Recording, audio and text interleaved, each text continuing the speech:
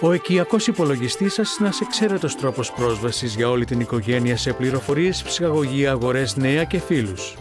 Και όταν ενημερώνεστε για την ασφάλεια του διαδικτύου, θα έχετε χρήσιμο εργαλεία για την προστασία των στοιχείων σας. Υπενθυμίστε τους ότι πρέπει να προστατεύουν ονόματα, τηλέφωνα διευθύνσεις, κωδικούς, πιστωτικές κάρτες και αριθμούς λογαριασμών.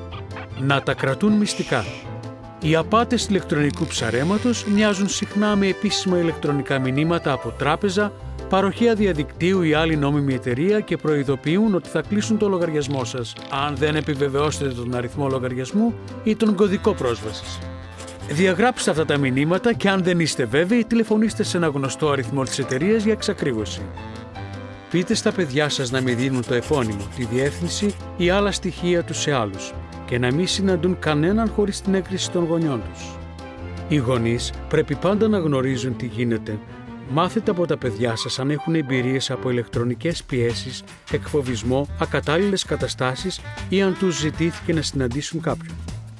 Αν και προγράμματα όπως το λογισμικό γονεϊκού ελέγχου μπορεί να είναι χρήσιμα, δεν υποκαθιστούν τη συμμετοχή του γονέα. Να θυμάστε ότι εφόσον όλη η οικογένεια χρησιμοποιεί τον υπολογιστή, η ηλεκτρονική ασφάλεια αφορά όλους. Κάνετε την ασφάλεια διαδικτύου προτεραιότητα στο σπίτι σας. Να είστε ενήμεροι, εν γνώση και ασφαλείς.